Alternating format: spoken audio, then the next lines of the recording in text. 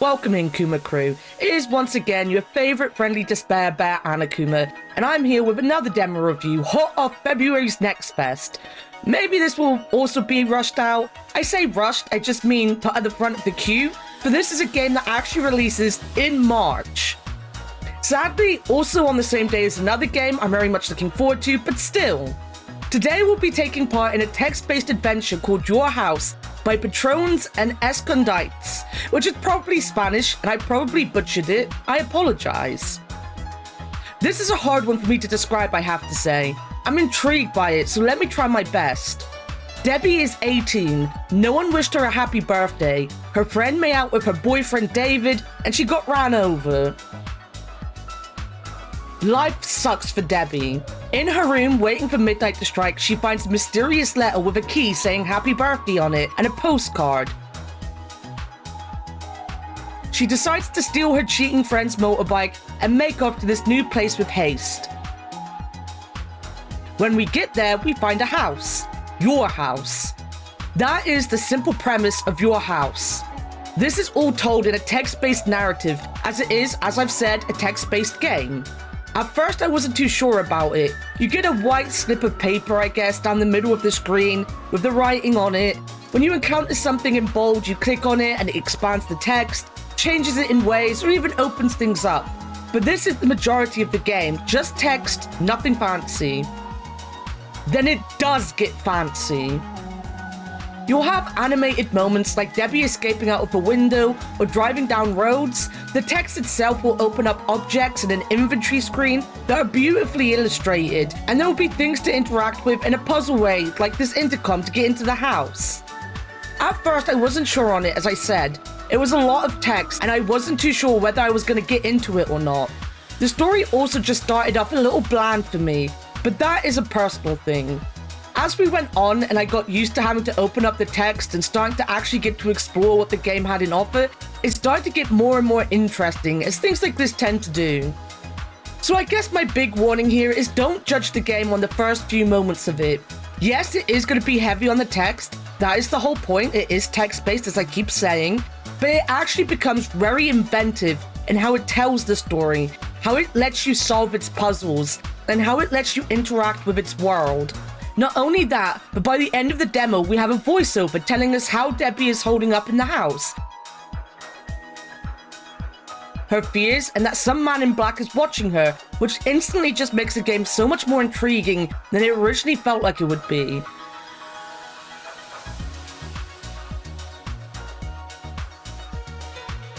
The moment the game really got me was when Debbie goes to lie down. I did like interacting with the postcard, but it was when she lies down and you get her inner monologue on what happened that night and have to keep opening her eyes by clicking and pulling one half of the screen down that I realized these guys were cooking with this experience, because it becomes more of an experience than a game at times.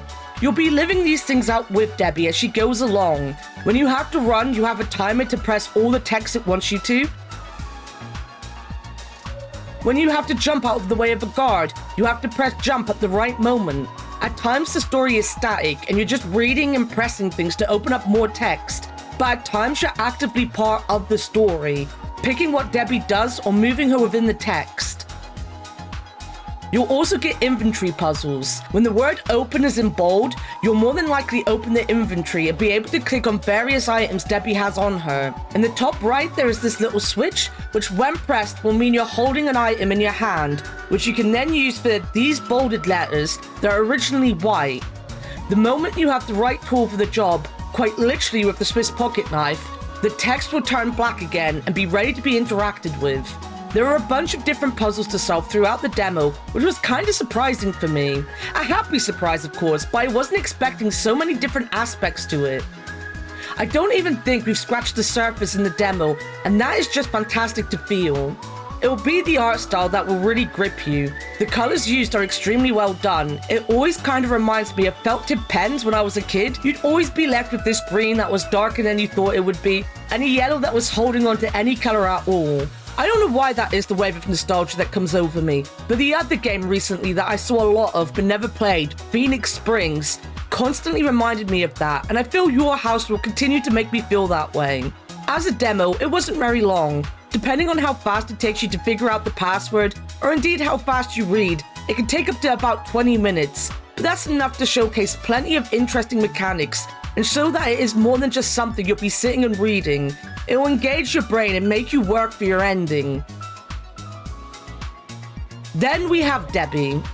As far as the demo goes, she isn't a bad main character. She comes over as a very well put together 18-year-old. And even though she's meant to be a troublemaker, it doesn't really feel like we're in the hands of a troublemaker at all. Sure, she's running away from a boarding school, and she's stolen a motorbike, but honestly, you feel for her and her plights.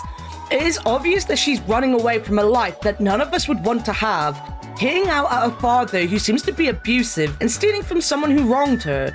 Sure, she's a rebel, but you don't judge her harshly for it because the game gives you a decent enough reason to believe she's not a bad person. I genuinely like Debbie, and I'm invested in her story now. If you liked any of this and indeed got invested on my very small review of this demo, then please feel free to click on the link in the description to the Steam page and wishlist this game today. I've said, or will say, possibly have said, that wishlisting is a giant thing for small games, and any interest that gets turned into a wish list is massive for them. So if puzzle games are up your street or even good stories, please feel free to wishlist this one. As the demo is only 20 minutes long and it is text-based, that is all I have time for today though, guys.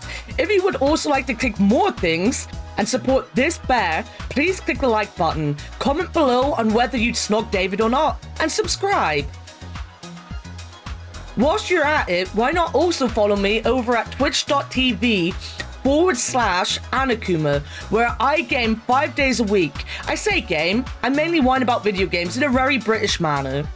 This game releases on the 27th of March. For me, that day is taken up with Rosewater, which is also coming out on the 27th, or at least the day after will be, as I'm probably going to stream it on the Friday. So I'll for sure be picking this one up as soon as I can, and it will probably be the game I play after I finish Rosewater. Hence, this review might be rushed out, and out even before the Rosewater review. Or maybe not. We all know what my motivation and ability to work are like. We'll see. Till next time though, Cubs, thank you as always for watching, and bye-bye.